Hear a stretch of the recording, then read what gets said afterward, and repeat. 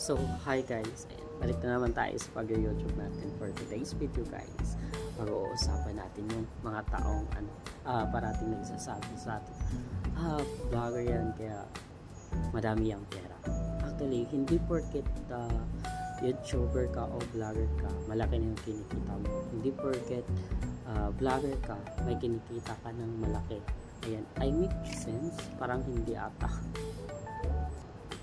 So, dito kasi sa pag-YouTube talaga guys, hindi talaga actually malaki yung kinikita mo porket nag-post ka ng video. Malaki yung kinikita mo kasi meron ka ng madaming subscriber. Hindi gano'n guys. It depends on you kung paano mo ipopromote yung channel mo. Paano yung mga tao manonood sa video mo. Kasi doon lang naman tayo nagbe-base sa nanonood ng ads. Ayan. And then, if you're not, like I said, bago ka pa din maging YouTuber, kailangan mo pa rin pumasa sa pagiging monetization ni YouTube. Like, you need kaya yun ang sabi ko guys, bago ka maging isang YouTuber o vlogger, dadaan ka muna sa butas ng karayo. Kasi, kailangan mo na 4,000 watch hour and 1,000 subscriber. 1,000 subscriber guys, it's very easy to get.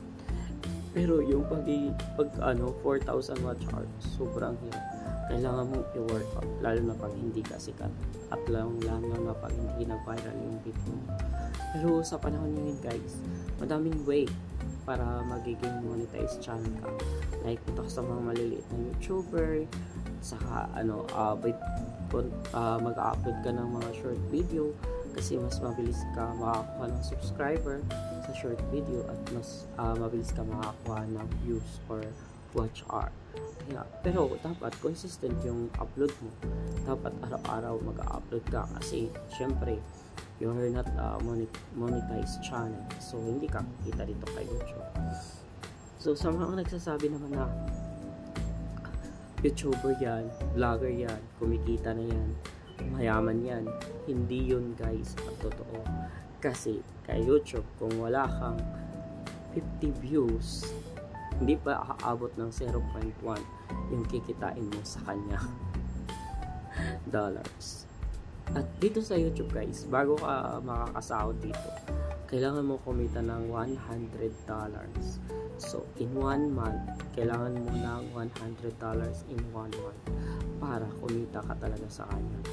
Kasi hindi niya i-release yung sahod mo for that month kung hindi ka umabot ng $100.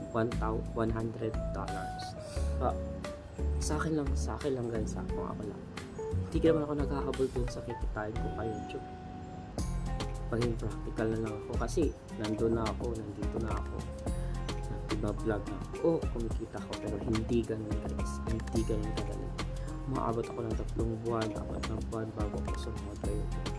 Dahil nga, nakadepende na yun sa kita ko araw-araw. Pero, kinukuha ko na lang ito na take opportunity. At least, kung mawala man tayo, at least may maiwan tayo dito sa mundo na nagawa natin, diba? Na hindi tayo makakalimutan ng mga kamag-anak natin or something, friend natin or other relatives. Na yung relative pala nila andito sa YouTube. Nakikigulo. So, ayun lang siguro yung video natin for today guys. And I hope may nakuha kayo sa pag-vlog ko na to. And thank you for watching again. It's me, Akaracha guys. See you by next vlog.